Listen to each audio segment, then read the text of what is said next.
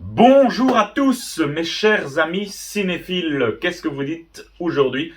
Moi ça dit qu'aujourd'hui on va parler de l'épisode 7 de The Mandalorian. Alors si vous n'avez pas vu l'épisode, ben voilà, revenez voir la critique parce que on va directement rentrer dans la partie spoiler. Alors enfin un épisode qui fait plaisir. Là je suis plus que satisfait. C'est pour ça qu'on regarde The Mandalorian, c'est pour des épisodes comme ça, quand ça part dans tous les sens. Enfin, de l'action, on voit vers quoi la série se dirige. Bon, ça a été voilà, un petit peu dommage que ça arrive vraiment seulement sur cet épisode 7. Mais je termine cet épisode avec directement l'envie d'être mercredi prochain et d'assister à ce dernier épisode qui risque de finir en tout cas en apothéose. Donc on retrouve nos chers amis Din Djarin et Grogu qui reviennent avec Bo-Katan sur la planète Nevarro où les Mandaloriens, les deux clans Mandaloriens se retrouvent et vont finalement s'allier pour reformer le grand clan mandalorien sur la planète Nevarro, et ils vont décider de repartir sur Mandalore et de reprendre possession enfin de leur planète. Et voilà, là, ça fait vraiment plaisir avec la musique, encore une fois, de Ludwig Göransson pour sublimer le tout, ce départ avec le thème de The Mandalorian. Ils partent vers Mandalore qu'on avait pu voir dans l'épisode 2.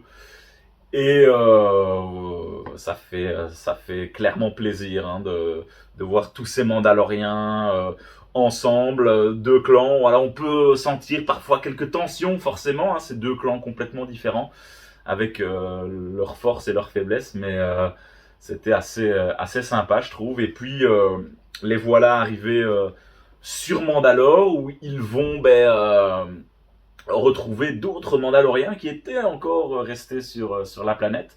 Et ils vont partir dans un espèce de bateau pour pouvoir retrouver la grande forge mandalorienne et reconstruire leur gloire d'antan. Et donc, au plus ils vont avancer, ils vont se faire attaquer par le mythosaure, et puis du coup le bateau va être détruit. Ils vont devoir un petit peu s'échapper en catastrophe, et les voilà dans les tunnels de Mandalore quand ils vont enfin tomber sur l'Empire qui, où on a pu voir Moff Gideon en début d'épisode, qui est clairement bien là, avec cette petite réunion de tous les seigneurs de guerre de l'Empire, encore bien présents, et on a enfin la confirmation que Thrawn est encore là et que c'est clairement lui qui va reprendre les rênes de l'Empire depuis le départ de l'Empereur.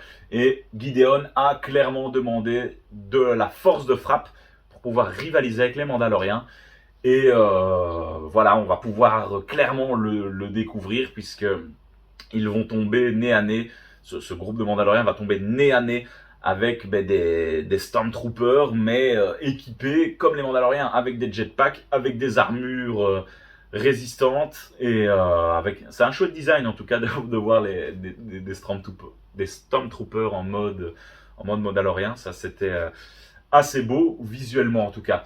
Petit détail dont j'ai oublié de parler, sur Nevarro, on a le retour de non plus IG-11, mais IG-12, qui va servir clairement de véhicule à notre cher Grogu, notre mascotte nationale de Star Wars maintenant.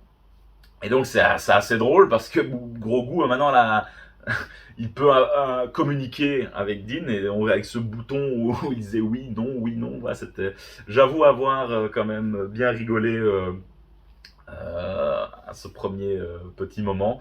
et de voir Grogu qui se déplace dans cette armure. C'était assez drôle en tout cas.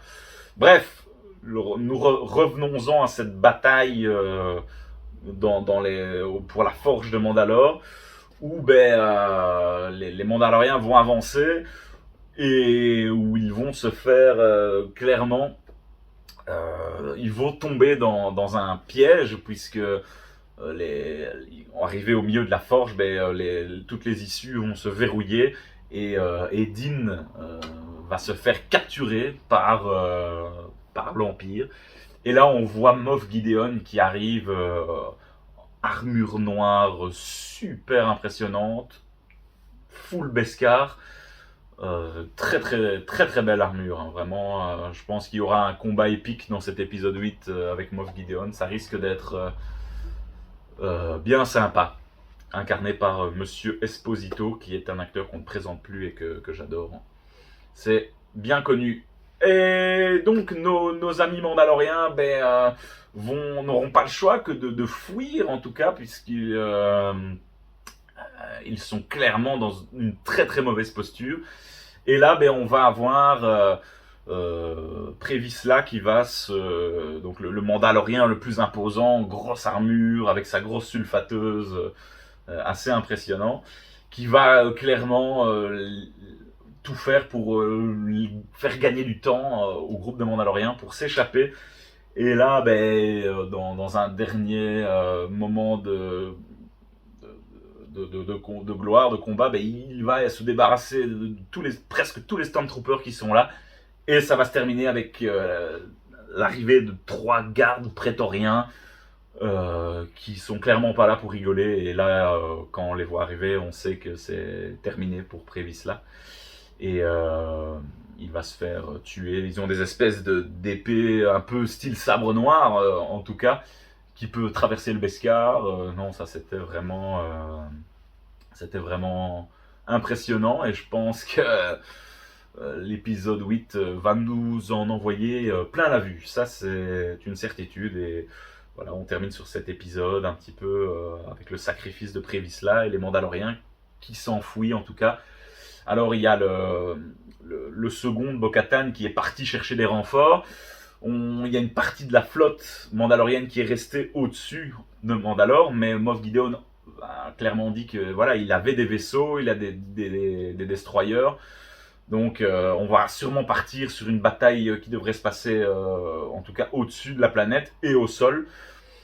Voilà, la reconquête de Mandalore pour cet épisode 8 qui risque d'être complètement fou. Voilà, de toute façon, on débriefera cet épisode 8, ça c'est une certitude, je suis vraiment impatient d'y être.